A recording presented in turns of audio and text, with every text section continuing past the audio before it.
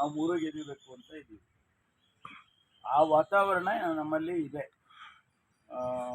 ಈಗ ನನಗೆ ಯಾರೋ ಹೇಳ್ತಿದ್ರು, ಶಿಗ್ಗಾವಲ್ಲಿ ಬೊಮ್ಮಾಯಿಯವರು, ಬಸವರಾಜ ಬೊಮ್ಮಾಯಿಯವರು 36,000ದಲ್ಲಿ ಗೆದ್ದಿದ್ರು, ಈಗ ಬರೀ ಒಂದು 10,000ಕ್ಕೆ ಬರ್ಬೋದು. ಅಂದರೆ ಅಷ್ಟು ಕಮ್ಮಿ ಆಗಿ 26,000 ಕಮ್ಮಿ ಆಗಬೇಕಾದ್ರೆ ಅಲ್ಲಿಗೆ ನೆಗೆಟಿವ್ ಇದೆ ಅಂತ ಆಯ್ತಲ್ಲ. ಅದರಿಂದ 26,000 ಏನು, ಇನ್ನೂ 10,000 ಜಾಸ್ತಿ ಇಟ್ಕೊಂಡ್ರೆ 36,000 ಒಳಗೆ ಬರ್ಬೋದು. ಸೊ ಹಾಗಾದರೆ ಆ ಸೀಟು ಕೂಡ ಗೆದಿಬೋದು. ಅದಕ್ಕೆ ನಾನು ಹೇಳಿದ್ದು 3 ಸೀಟ್ ನಾವು ಗೆಲ್ತೀವಿ. ಸಿಎಂ ಒಂದು ಇನ್ಸ್ಟ್ರಕ್ಷನ್ಸ್ ಕೊಟ್ಟಿದ್ದಾರೆ ರೇಷನ್ ಕಾರ್ಡ್ ವಿಚಾರದಲ್ಲಿ.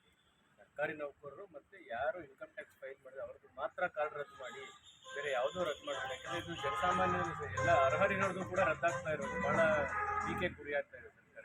ನೋಡಿ, ಇವತ್ತು ಮಾಧ್ಯಮದಲ್ಲಿ ನೀವು ಗಮನಿಸಿದ್ದೀರಿ ಅಂದ್ಕೊಂಡಿದ್ದೀರಿ, ಇಡೀ ದೇಶದಲ್ಲಿ ಕೇಂದ್ರ ಸರ್ಕಾರನೇ 5.8 ಕೋಟಿ ಕಾರ್ಡ್ಗಳನ್ನು ರದ್ದು ಮಾಡಿದೆ. ಯಾವ ನೈತಿಕತೆಯಿಂದ ಭಾರತೀಯ ಜನತಾ ಪಾರ್ಟಿಯವರು ಇದನ್ನೊಂದು ಇಶ್ಯೂ ಆಗಿ ನಮಗೆ ಹೇಳ್ತಾ ಇದ್ದಾರೆ ಗೊತ್ತಿಲ್ಲ. ನಾವು ಯಾವುದೂ ಕಾನೂನು ಬಾಹಿರವಾಗಿ ಮಾಡಿಲ್ಲ. ಇನ್ಕಮ್ ಟ್ಯಾಕ್ಸ್ ಕಟ್ಟೋರಿಗೆ BPL ಕಾರ್ಡ್ ಕೊಡಬೇಕಾ, ಅದು ಪ್ರಶ್ನೆ. ನೀವು ಸರ್ಕಾರಿ ನೌಕರರಿದ್ದೀರಿ, ನಿಮಗೆ BPL ಕಾರ್ಡ್ ಕೊಡಬೇಕಾ, ಇದು ಪ್ರಶ್ನೆ. ಆ ರೀತಿ ಮಾನದಂಡಗಳನ್ನು ನಾವು ಇವತ್ತು ಹೊಸದಾಗಿ ನಾವು ಮಾಡಿಲ್ಲ. ನಮ್ಮ ಸರ್ಕಾರ ಬಂದ ಮೇಲೆ ಈ ಮಾನದಂಡ ಮಾಡಿರೋದಲ್ಲ, ಮೊದಲಿನಿಂದನೂ ಇದೆ. ಕೇಂದ್ರ ಸರ್ಕಾರದ ಮಾನದಂಡಗಳಿದ್ದಾವೆ. ಆ ಮಾನದಂಡದ ಚೌಕಟ್ಟಿನಲ್ಲಿ ಯಾರು ಬರೋದಿಲ್ಲ ಅದನ್ನು ತೆಗೆದಿದ್ದಾರೆ.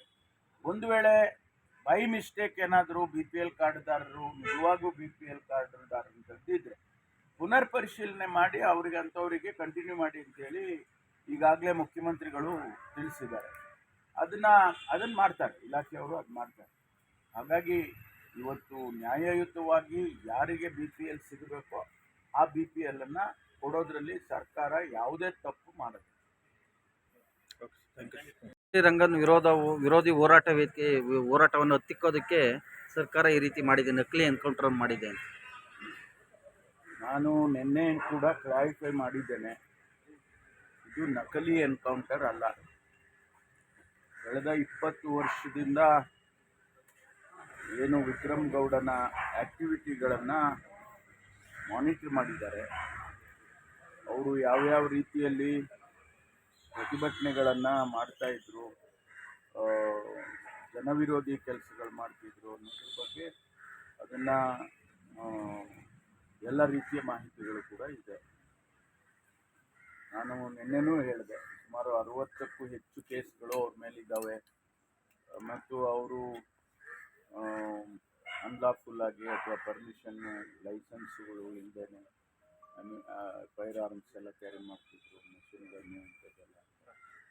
ಅದರಲ್ಲಿ ನಕ್ಸಲ್ ಕ್ಯಾಟಗರಿಗೆ ಬಂದಿದ್ದಾರೆ. ಹಾಗಾಗಿ ನಕ್ಸಲ್ಲು ನಿಗ್ರಹ ಮಾಡೋದಕ್ಕೇನೆ ರಾಜ್ಯದಲ್ಲಿ ಮತ್ತು ಬೇರೆ ಬೇರೆ ರಾಜ್ಯದಲ್ಲೂ ಕೂಡ ಅದಕ್ಕಾಗಿ ಒಂದು ಫೋರ್ಸನ್ನೇ ಕ್ರಿಯೇಟ್ ಮಾಡಿದೆ. ಒರಿಸ್ಸಾದಲ್ಲಿರ್ಬೋದು, ಕೇರಳದಲ್ಲಿರ್ಬೋದು, ನಮ್ಮ ರಾಜ್ಯದಲ್ಲಿರ್ಬೋದು, ನಕ್ಸಲ್ ಆ್ಯಂಟಿ ನಕ್ಸಲ್ ಫೋರ್ಸ್ ಅಂತಲೇ ಕ್ರಿಯೇಟ್ ಮಾಡಿದೆ. ಅದಕ್ಕಾಗಿ ಈ ಘಟನೆಗಳು ನಡೆದಿದೆ ವಿನ ಬೇರೆ ಯಾವುದೇ ರೀತಿಯಲ್ಲಿ ನಡೆದಿಲ್ಲ. ಪ್ರಗತಿಪರರು ಈ ರೀತಿ ಟೀಕೆ ಮಾಡ್ತಿರೋರು ತಾವೇನು ಹೇಳಕ್ಕೆ ಇಷ್ಟಪಡ್ತೀವಿ? ನಕ್ಸಲಿಸಮ್ ಮುಗಿಬೇಕು ಅನ್ನೋದಿದೆ, ಅಂಥವ್ರಿಗೆ ಅಲ್ಲ, ಅವರೇ ಹೇಳಿದ್ದಾರೆ. ಅವರೇ ಪ್ರಗತಿಪರ ಚಿಂತಕರು ಅಂತ ಏನು ಹೇಳಿ ಇವತ್ತೆಲ್ಲ ಇವತ್ತು ಎಲ್ಲ ಸ್ಟೇಟ್ಮೆಂಟ್ಗಳು ಕೊಟ್ಟಿದ್ದಾರೆ. ಅವರೇ ಅಪೀಲ್ ಮಾಡ್ಕೊಂಡಿದ್ದಾರೆ, ಸರೆಂಡರ್ ಆಗಿ ನೀವು ಅಂತ. ಅಂದರೆ ಅವ್ರಿಗೂ ಅಕ್ಸೆಪ್ಟ್ ಮಾಡಿದ್ರಲ್ಲ ಇದು ಸರಿ ಇಲ್ಲ ಅಂತ. ಅವರೇ ಅಕ್ಸೆಪ್ಟ್ ಮಾಡ್ಕೊಂಡಿದ್ದಾರೆ, ಇದು ಸರಿ ಇಲ್ಲ, ನೀವು ಸರೆಂಡರ್ ಆಗಿ ಪ್ರತಿಭಟನೆ ಮತ್ತೊಂದು ಮಾಡೋದಕ್ಕೆ ಯಾರು ತಕರಾರಿಲ್ಲಪ್ಪ, ನೀವು ನ್ಯಾಯಯುತವಾಗಿ ಪ್ರತಿಭಟನೆ ಬಂದು ಸಮಾಜದಲ್ಲಿ ಮಾಡಿ ನೀವು ಈ ನಕ್ಸಲಿಸಮ್ ಅನ್ನೋದಕ್ಕೆ ನೀವು ಸೇರಬೇಡಿ ಅಂತ ಅವರೇ ಅಪೀಲ್ ಮಾಡ್ಕೊಂಡಿದ್ದಾರೆ. ಹಾಗಾಗಿ ನಾನು ಅವರಿಗೆ ಮನವಿ ಮಾಡೋದಿಷ್ಟೇ, ಅವರನ್ನು ಯಾರು ಈಗ ಇನ್ನೂ ನಕ್ಸಲರಾಗಿ ಇದ್ದಾರೆ ಅವರಿಗೆ ಮುಖ್ಯವಾಹಿನಿಗೆ ತರೋದಕ್ಕೆ ತಮ್ಮ ಪ್ರಯತ್ನ ಕೂಡ ಭಾಳ ಸೀರಿಯಸ್ ಆಗಿ ಮಾಡಿ ಅಂತೇಳಿ ನಾನು ಕೇಳ್ತೇನೆ. ಯಾಕೆಂದರೆ ಹಿಂದೆ ನಮ್ಮ ಜಿಲ್ಲೆಯಲ್ಲಿ ಆಂಧ್ರ ಬಾರ್ಡರ್ನಲ್ಲಿ ಪೀಪಲ್ಸ್ ವಾರ್ ಗ್ರೂಪ್ ಅಂತ PWDG ಅಂತೇಳಿ ಒಂದು ಗ್ರೂಪ್ ಇತ್ತು. ಅವರು ಇದೇ ರೀತಿ ನಕ್ಸಲಿಸಮ್ನಲ್ಲಿ ಅವರು ತೊಡಗಿಕೊಂಡಿದ್ರು. ಯಾರು ಜನರು ಅನುಕೂಲಸ್ಥರಿದ್ದಾರೆ ಅವ್ರ ಹತ್ರ ಹೋಗಿ ಹಣ ಕೇಳೋದು, ಅವರ ಜಮೀನಿಗೆ ಹೋಗಿ ಬೇಲಿ ಹಾಕೋದು, ಬಡವರಿಗೆ ಕೊಡೋದು, ಈ ಥರ ಎಲ್ಲ ಮಾಡ್ತಾಯಿದ್ರು. ಅದು ಮಿತಿ ಮೀರಿ ಪೊಲೀಸ್ನವ್ರನ್ನ ಕೊಲ್ಲೋದು, ಪಾವಗಡದಲ್ಲಿ ಸುಮಾರು ಜನ ಕೊಂದ್ಬಿಟ್ರು. ಆ ಸಂದರ್ಭದಲ್ಲಿ ನಾವೆಲ್ಲ ಅಪೀಲ್ ಮಾಡಿಕೊಂಡು ಅದೆಲ್ಲ ಅಂತ ಭಾಳ ಜನ ಸರೆಂಡರ್. ವೆಂಕಟಮ್ಮನಹಳ್ಳಿ ವೆಂಕಟಮ್ಮನಹಳ್ಳಿ ಘಟನೆ ಭಾಳ ಜನ ಸರೆಂಡರ್.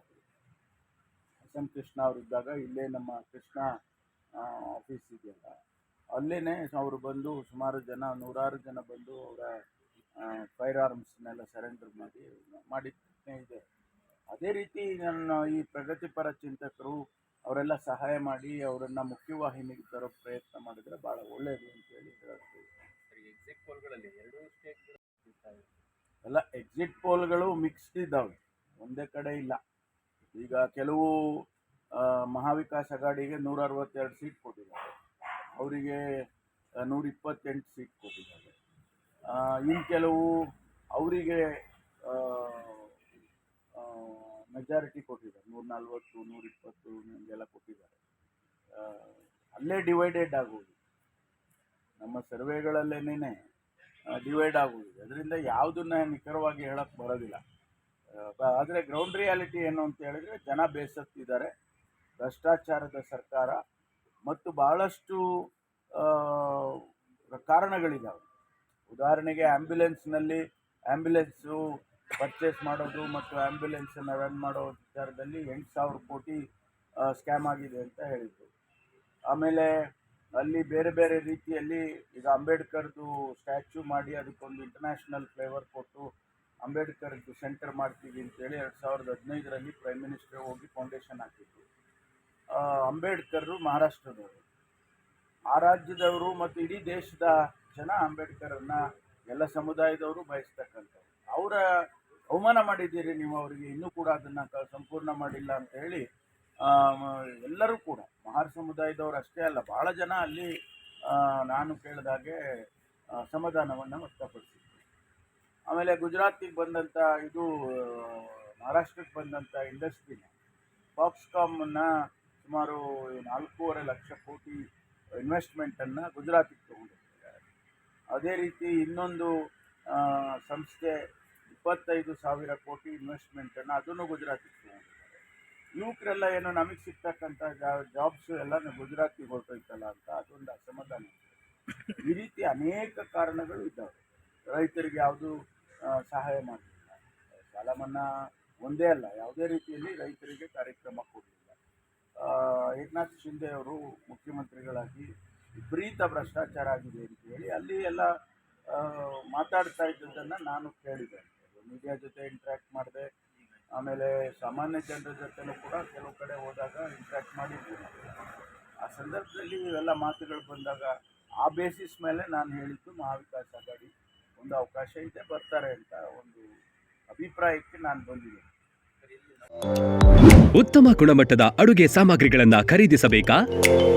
ಎಲ್ಲಾ ರೀತಿಯ ಅಡುಗೆ ಸಾಮಗ್ರಿಗಳನ್ನ ಹೋಲ್ಸೇಲ್ ದರದಲ್ಲಿ ಕೊಂಡುಕೊಳ್ಳಿ, ವಿಶೇಷ ಉಡುಗೊರೆಗಳನ್ನ ಪಡೆಯಿರಿ.